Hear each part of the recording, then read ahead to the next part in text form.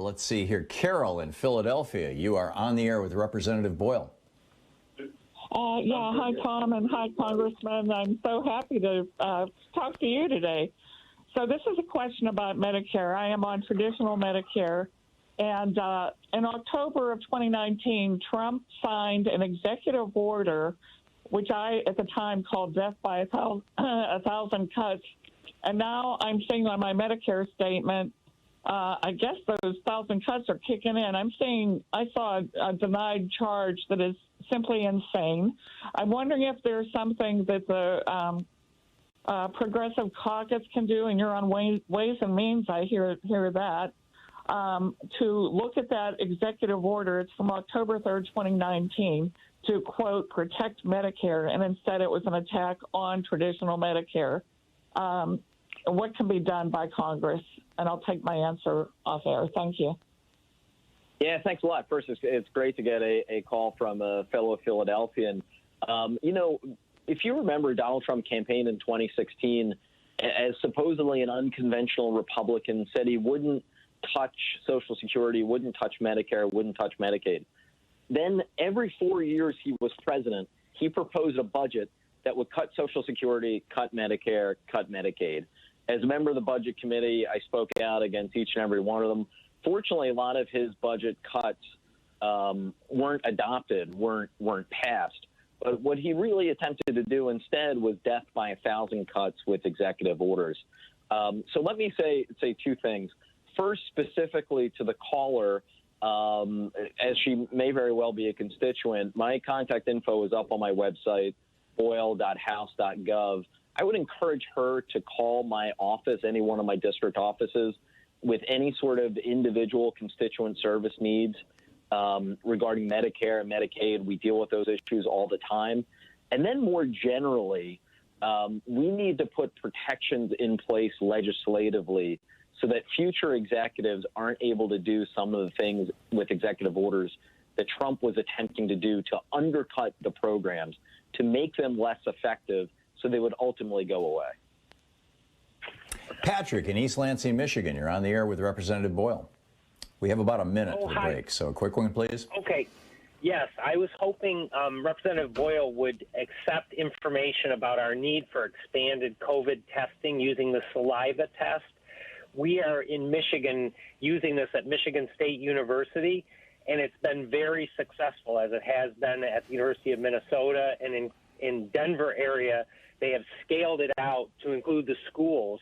And the problem we're trying to solve in Michigan, in the Flint schools, in the Lansing schools, and in Detroit, is that families don't trust that sending their kids back in person will be safe, and there's not testing being done. We have only 20% of the families returning in Detroit, only 17% in Chicago. I lived in Philadelphia. I'm aware that you have similar challenges there. Could you help us get expanded funding for saliva testing, which... Let's get to that question right now. I'm sorry to cut you off, but we just have 10 seconds. Yeah, one of the things that's in this $1.9 trillion proposal is money for expanded testing. But if the caller wants to reach out to me specifically on saliva testing, I'm very interested in that. And Nicholas in San Cristobal, Mexico, you are on the air with Representative Boyle. Tom, thank you for taking my call very much. Thank you. Representative Boyle, I'm confused, and I think a lot of other people are from what I read in chat. What exactly is I know what the reconciliation process is. How many times are we allowed to use it? Twice is my understanding. And can you please explain what exactly is the Byrd Amendment and how does that apply to the number of times it can be used, et cetera, et cetera? A lot of people seem to be confused about this. I appreciate it. And by the way, how fabulous to see somebody your age, under the age of 120, sitting in Congress. We need you guys. The young are our future, period, paragraph. Bless you. That's a good line. I can confirm I am under the age of 120.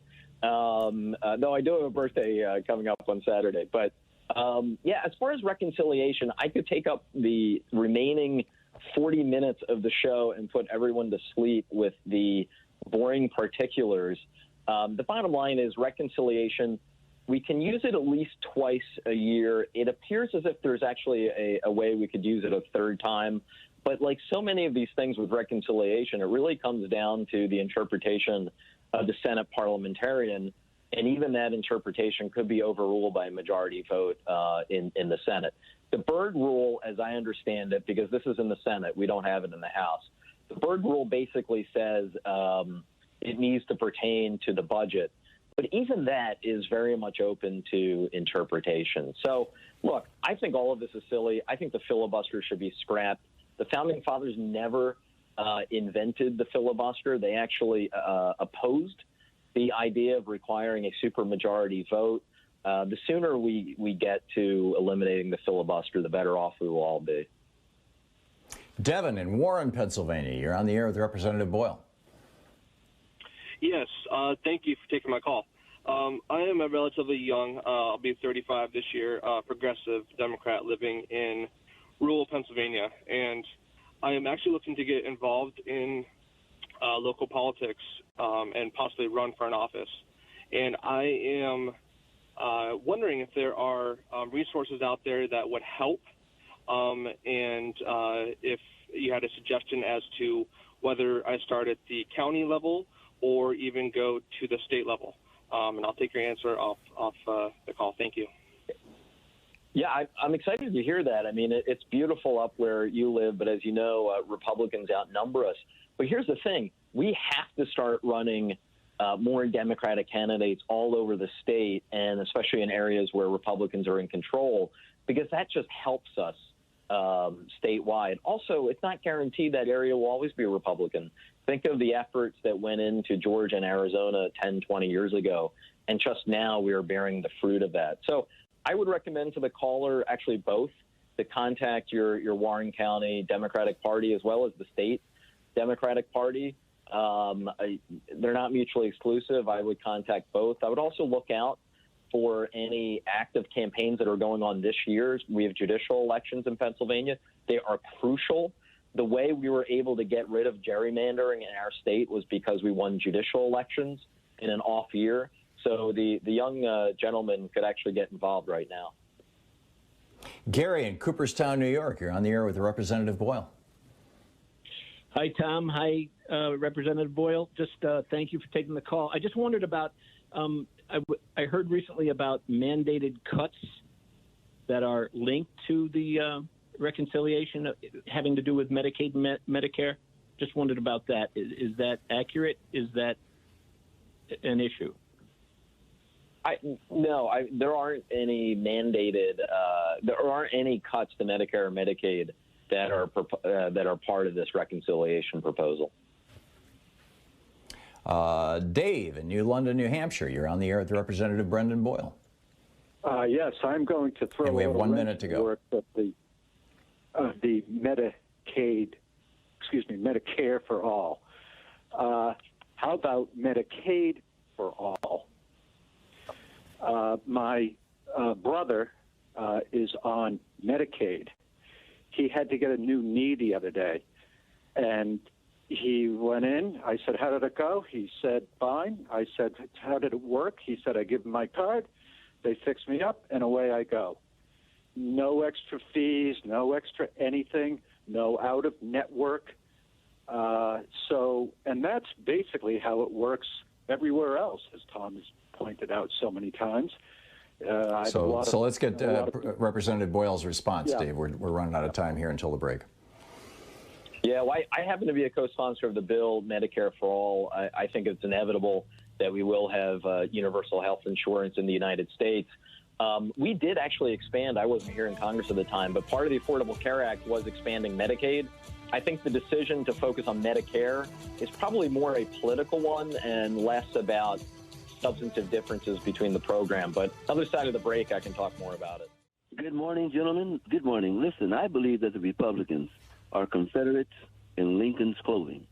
With that being said, Congressman, and give me a straight-up yes or no first, and then you can qualify it afterwards.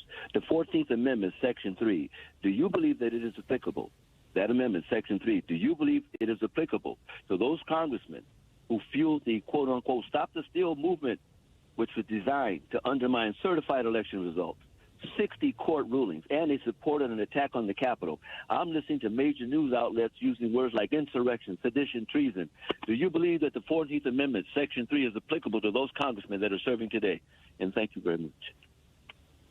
Yeah, thanks for the call. Of course, what he's referring to is the Civil War, 13th, 14th, 15th Amendments that obviously passed in the wake of the Civil War.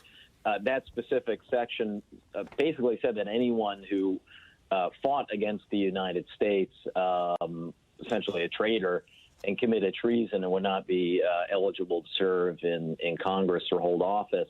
I think that a better way of approaching this is a criminal investigation of a whole host of members, and there are varying degrees of culpability. Josh Hawley and Ted Cruz, what they did versus what some folks like Mo Brooks and Marjorie Taylor Greene did in terms of incitement.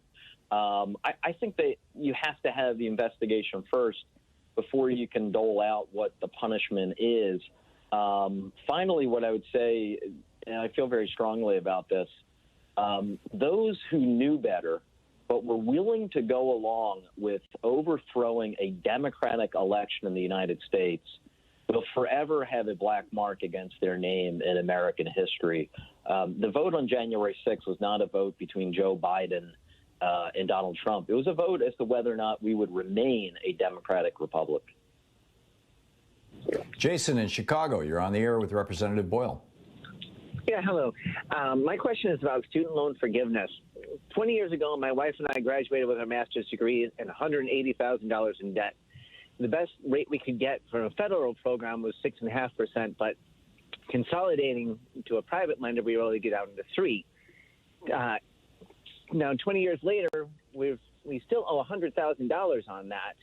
And there's been talk about doing loan forgiveness or partial loan forgiveness. And I would ask if you could try and include those of us who had consolidated in that program. Yeah, you know, this touches on, and this is something I've supported for a long time, as someone who is still repaying my student loans myself. I came out of grad school with $75,000 in student loans and have been slowly making my way through them over the last almost 20 years now. One easy thing you can do, and I know Elizabeth Warren has had this bill in the Senate, I've been a long supporter of it, is allow all of us to refinance that debt at the same rate that banks lend to one another. Right now, effectively, that rate is 0 or 0.25. That would inject billions of dollars into our economy immediately. So you can do that regardless of what you do on forgiveness. And I think that that's something we should immediately pursue.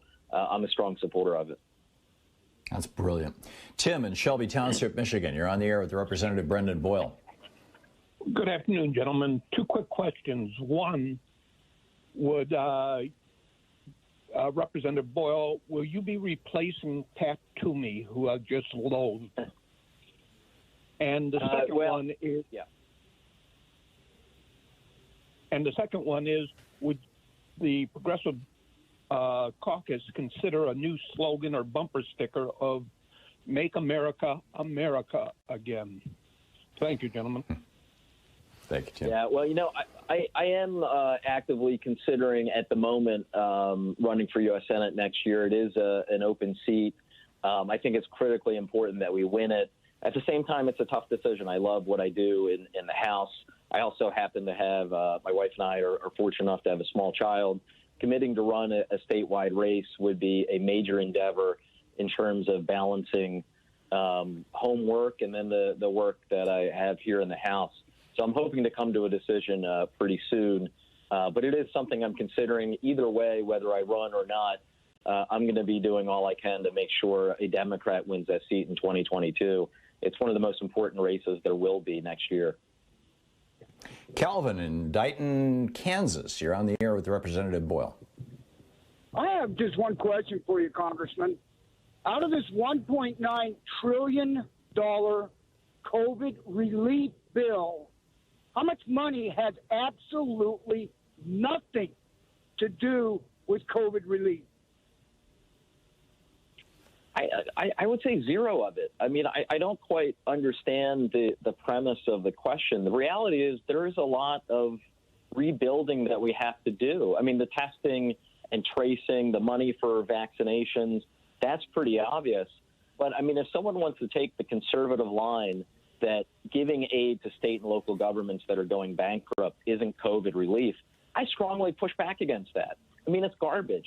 The reality is, take Pennsylvania, for example, and the city of Philadelphia, where I'm from. Both of those entities, the state and the city, were looking at a balanced budget or a budget surplus. Then COVID struck. Then suddenly there's a major hole in their state revenues. Now they're looking at laying off thousands of workers. Do we really want to lay off teachers into a deep recession? That was all caused because of COVID. So I know that Mitch McConnell and some others act like the money for state and local governments has nothing to do with COVID relief. I strongly disagree. I think that's just garbage. Robert, whoops, push the button right here, Tom. Or did it just freeze? There we go. Robert in Phoenix, Arizona. You're on the air with Representative Brendan Boyle. Representative Boyle, how you doing? I'm going to go Katie Porter on you right now. What's the total deductions for FICA? Well, it's 6.2% for Social Security up to a certain limit, and then 1.45% for Medicare, which is uncapped. How'd I do? Correct.